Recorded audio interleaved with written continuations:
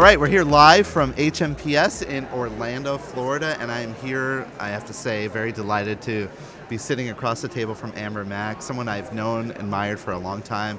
I get a lot of my technical information from you, and just, we're also friends on social media. Amber, welcome. Thank you so much. I am super excited to be sitting down with you after all of these years of connecting over Zoom calls and emails, so it's really nice to be here. Yeah, we're real people now, right? We're not AI avatars, right? Absolutely. But you did a great, this morning you did a great presentation on the connected consumer and the way we as people, professionals in our industry have to really consider technology and how technology is being not only adopted at such a rapid pace, but also we're going to talk about a concept that you brought up here about purpose-driven AI. But before we jump into that, share a little bit about you so people listening in can find out more about you.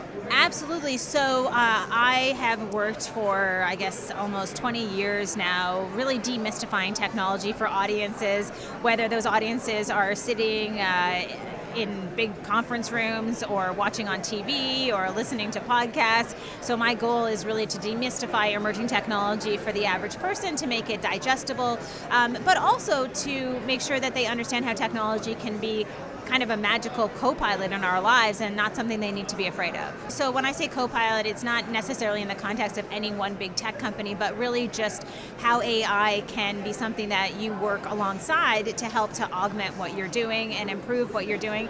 And it doesn't just have to be about sort of those short-term goals. I think there's a long-term vision there as well. And that's what I want to lean in on, is the long-term aspect of this, because short-term, I think we think about these tools as being like productivity tools or ways for us to, reduce bottlenecks in our workflows and things like that. And I think those are really valid short-term use cases.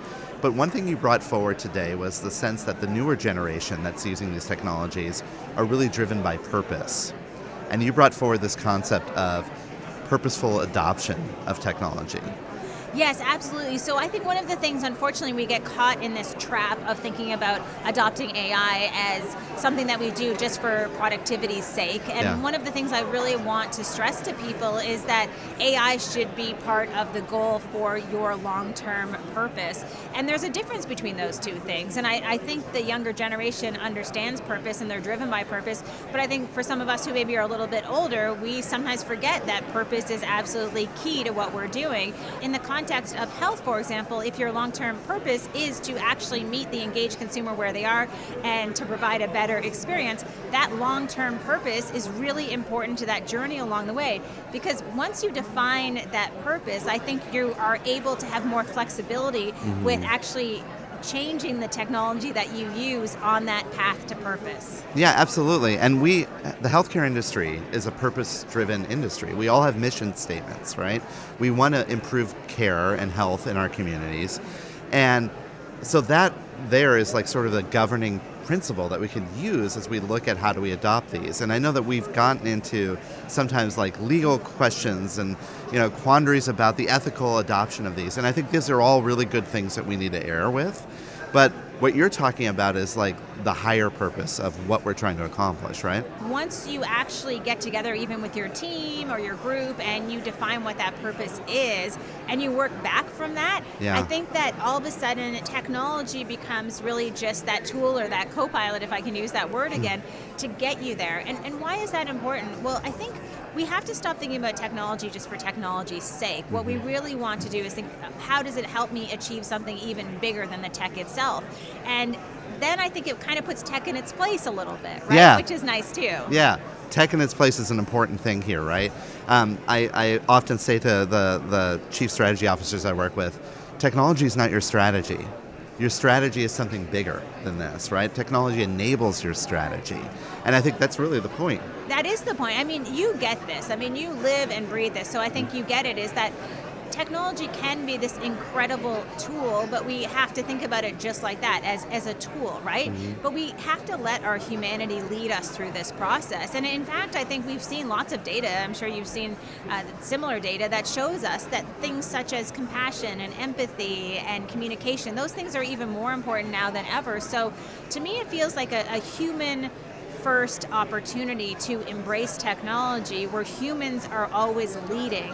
I don't want technology to be leading the way, because humans are uniquely gifted in the sense of being able to ensure that whatever we do is benefiting the most amount of other humans. It's really ironic that we talk about AI as being a human-first technology, but I think it is. I really do. And I think part of that is because they're trying to adopt the technology to be more human-like, but that's not what we're talking about. To me, at least this is my opinion, I love your thoughts on this, is AI is there to help make my human experience that much better, and my patient's human experience that much better.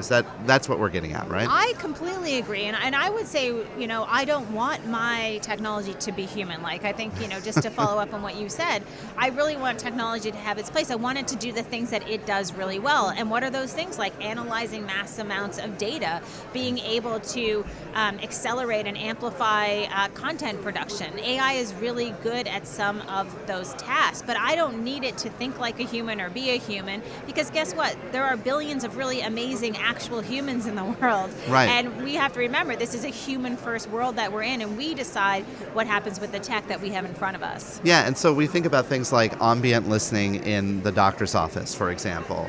To some people, they get really afraid about that because they're like, oh, suddenly we won't need a doctor. Well, that's not the point. That ambient listening is designed to help the doctor, aid that face-to-face encounter.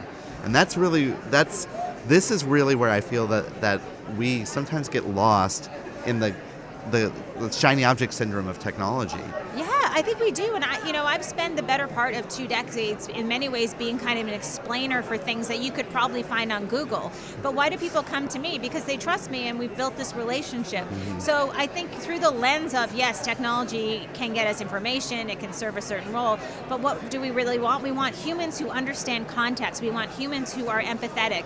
We want humans who are compassionate. We don't get that from technology, and so to me it feels like we always have to remember that we're the ones in charge. Mm-hmm. And I think in that context, that allows us to think, okay, why am I doing this in the first place? And that loops back in to this concept of your long-term vision and purpose. Yeah, and the technology can and will change at a rapid pace now. We saw that with the adoption of AI. But that's okay, because 3 years from now, we may be talking about other things. AI will be in everything, and then we'll be talking about other things. But this is time immemorial. We've been doing this for years. We really have, and I think if you look back at the early days even of the internet, I mean, the reality is it took a lot of people a long time to adapt to new ways of doing things on the internet. Even social media, it took people a while to adapt to doing things on social media. And then what we realized, oh my God, now social media in some cases is like the worst reflection of humanity, right? So we sometimes get it wrong, but again, I think if we start to put humans front and center again, that's where the opportunity really lies. I love this position, Amber. I love this conversation. Love everything that you say, obviously. I'm a fan. But I appreciate we having some time today to sit down and talk about this, and thank you for joining the show. Well, I'm a fan of yours, so I am very honored to be here. Thank you.